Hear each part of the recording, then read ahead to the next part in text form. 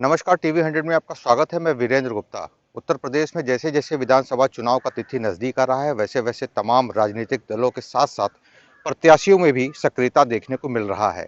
फिलहाल मिर्जापुर में अंतिम चरण में चुनाव होना है और 7 मार्च को मतदान की तिथि यहाँ निर्धारित की गई है। मड़िहान विधानसभा क्षेत्र में हम खड़े हैं और यहाँ के कांग्रेस ने जिस महिला प्रत्याशी के ऊपर अपना भरोसा जताया है, वो हमारे साथ हैं। गीता देवी जी, आपका बहुत बहुत स्वागत है। आपको कांग्रेस ने टिकट दे दिया है और आपको लगता है कि कांग्रेस के दम पर आप विजयी हो पाएंगी?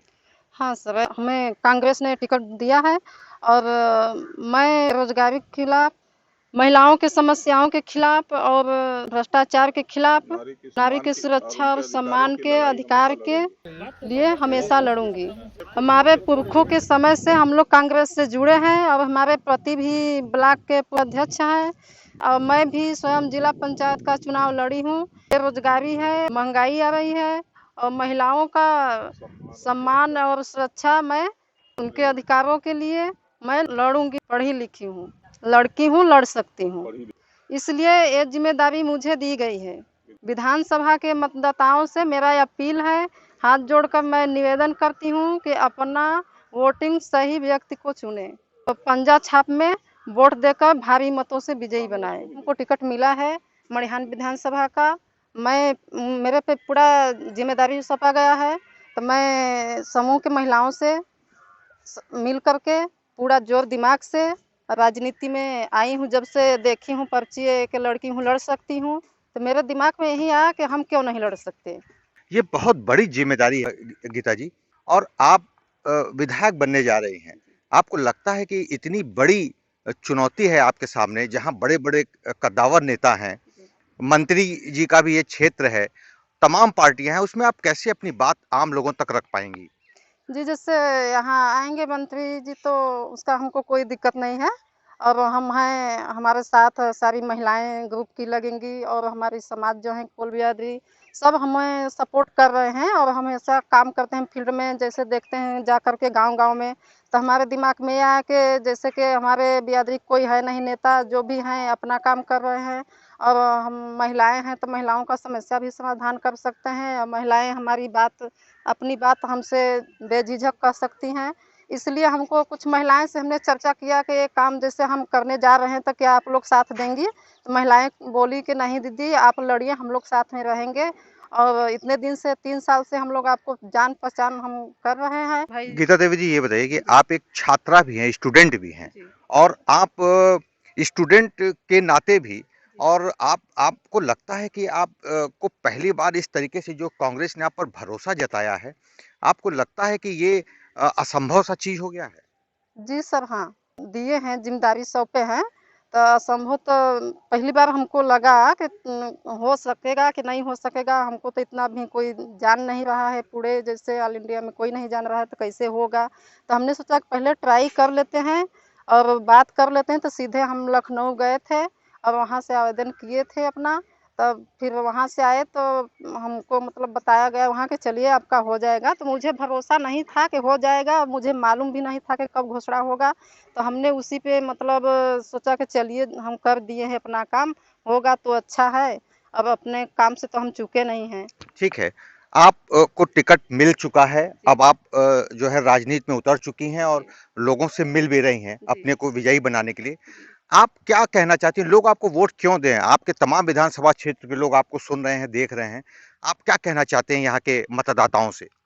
यही हम कहना चाहूँगी कि पब्लिक अपने सोच को बदलें और ऐसे अपने विधायक को चुने कि जो हमेशा उनसे मिल सके, रात हो बिरात हो, फ़ोन के माध्यम से हमेशा अपने समस्या को समाधान करने के लिए बात कर सके, अपनी बातों को उनके बीच रख सके और कुछ बदलाव आ सके मड़िहान विधानसभा में। पहले से बहुत आए और गए और जो भी आए एक बार आने के बाद चुनाव में फिर यहाँ देखे नहीं। हमको भी बहुत अफ़सोस होता है कि देखिए हम लोग वोटिंग तो कर देते हैं लेकिन यहाँ कोई दिखता नहीं है, 5 साल के बाद फिर दिखेगा। आपको लगता है कि आपके साथ तमाम यहाँ के इलाके के लोग हैं और साथ में छात्र भी आपका समर्थन करेंगे, आपको विधायक बनाने में मदद करेंगे? हाँ सर, जैसे कि हमारे यहाँ स्टूडेंट हैं, हम उन लोगों से भी बात किए हैं तो बोले कि नहीं सही है, आप आइए, हम लोग आपके साथ रहेंगे और जैसे कि कॉलेज में फीस कहीं कहीं बहुत ज़्यादा लग जा रहा है इस बीए हुए में, बीएड वीएड करने में। तो थोड़ा सा हम सोच रहे हैं कि जैसे दलित परिवार के उन लोगों का थोड़ा आधा कर दिया जाए, जैसे हाफ कर दिया जाए। जी। गीता देवी जी, लोग ये भी जानना चाहेंगे कि आपको सबसे अच्छा कांग्रेस की कौन सी नीति लगती है? क्या आपको प्रियंका गांधी में अच्छा लगता है कि यहाँ पे आप उस बात को रख के वोट ज्यादा से ज्यादा पा पाइए? सर हमको सबसे अच्छा ये लगा माननीय प्रियंका गांधी जी का कि महिलाएं जो कहती हैं वो करके रहती हैं। तो इसलिए कि 40% महिलाओं के लिए सीट देने के लिए बात की थी प्रियंका गांधी जी ने, और वो करके दिखाई है। तो इसलिए हम सोच रहे हैं कि हम भी महिलाएं हैं, जो कहेंगे वो करेंगे। अच्छा, एक सवाल और लोग जानना चाहते हैं कि आपको लगता है कि यहाँ आपकी किससे मुकाबला होने वाली है? किस राजनीतिक दल से आपको चुनौती मिलेगी? जी, यहाँ तो हमारे समझ से बीजेपी से मुकाबला हमारा रहेगा। जी। आपको लगता है कि जब आप जीत जाएंगे तो सबसे पहले प्राथमिकता पर क्या करेंगे यहाँ क्षेत्रवासियों के लिए? सबसे पहले हम जीतने के बाद सर जैसे अभी मिलने जा रहे हैं फील्ड में, तो समस्या पूरा हम अपना लिख ले रहे हैं। और सबसे पहले पानी का जहाँ साधन नहीं है, हैंडपंप जैसे नहीं, बहुत दूर दूर से पहाड़ी इलाका में है, खराब पानी देता है। सबसे पहले तो पानी का साधन करेंगे, और जहाँ बिजली नहीं है वहाँ बिजली का व्यवस्था करेंगे। और जहाँ साधन नहीं है, बहुत ज़्यादा दूर पैदल से आती हैं महिलाएं, जैसे ज़रा लेट हो जाता है तो दिक्कत होता है आने जाने में। हमारे समूह की महिलाएं बहुत दूर दूर से आती हैं, दिक्कत होता है उन्हें जाने में, तो साधन का व्यवस्था हम करना चाहते हैं। गीता देवी जी हमारे साथ बिंदास रूप से अपनी सारी बात रखते हुए जमीनी जो समस्या है, चाहे वो बिजली, पानी और सड़क की समस्या को प्रमुखता से अपना चुनावी मुद्दा बनाने जा रहे हैं। और निश्चित रूप से देखना बहुत दिलचस्प होगा कि जहां तमाम बड़ी-बड़ी हस्तियां, चाहे वो बाहुबली की लिस्ट हो, चाहे वो धन के मामले में बड़े-बड़े दिग्गज नेताओं के बीच इस सादगी भरे गीता देवी का चयन जनपद के इस विधानसभा क्षेत्र के लोग कितना कर पाते हैं, फिलहाल 7 मार्च को ये तय हो पाएगा। जहां बड़े-बड़े दिग्गज इस चुनावी क्षेत्र में हैं, लेकिन उसके बावजूद भी गीता देवी की हिम्मत और हौसला को देखने के बाद तमाम राजनीतिक गलियारों में जबरदस्त तूफान मच गया है। गीता देवी जी, आप ये बताइए कि आपको लगता है कि आप इस माहौल में बेहतर चुनाव लड़ के और चुनाव जीत भी जाएंगे? जी हाँ, इसलिए कि हम बहुत गरीब परिवार से हैं, इसलिए हम गरीबों का दर्द और पीड़ा समझ रही हूँ। और मैं भी जंगल की एक निवासिनी हूँ, जंगल के सामने मेरा घर है। उतना दूर से आने जाने में जब मुझे दिक्कत हो रहा है, तो हम सबका समस्या मैं समझ रही हूँ। जितने गरीब के लोग हैं, मैं गरीब के तबकों को ऊपर उठाने का पूरा प्रयास करेंगी।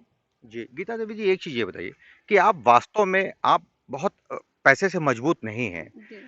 ऐसे में आपको लगता है कि इस माहौल में भी आप अच्छे से अपनी बात रख पाएँगे और चुनाव जीत पाएँगे? हाँ सर, इसलिए कि हमारे समाज के लोग जानते भी हैं कि मेरे पास पैसा-वैसा नहीं है लड़ने के लिए, और पूरा सपोर्ट करेंगे हमारे समाज के लोग, पूरे मड़िहान विधानसभा के लोग।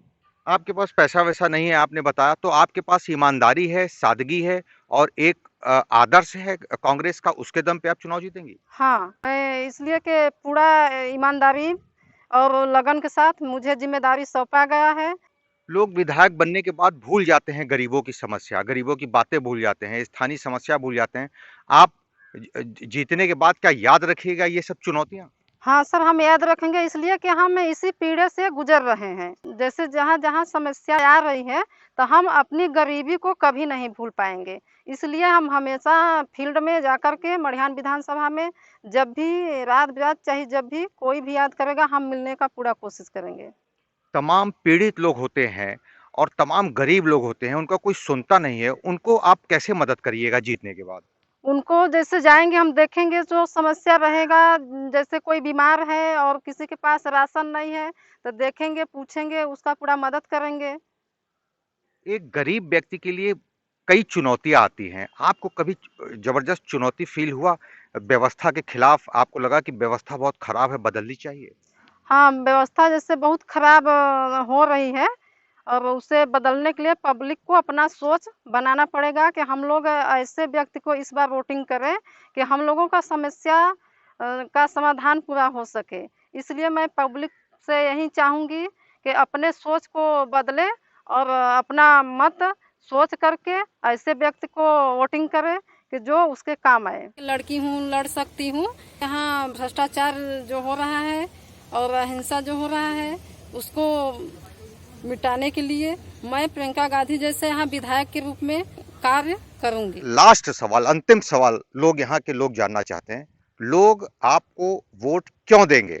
सर हमें इसलिए भरोसा हो गया है कि जैसे लड़की हूँ मैं लड़ सकती हूँ और मड़िहान विधानसभा की मैं बेटी भी हूँ और बहू भी हूँ, मैं माँ भी हूँ और विधायक बन के मैं ये दिखाना चाहती हूँ कि मड़िहान विधानसभा एक बार चमक जाए। मिर्जापुर से टीवी 100 के लिए वीरेंद्र गुप्ता की रिपोर्ट।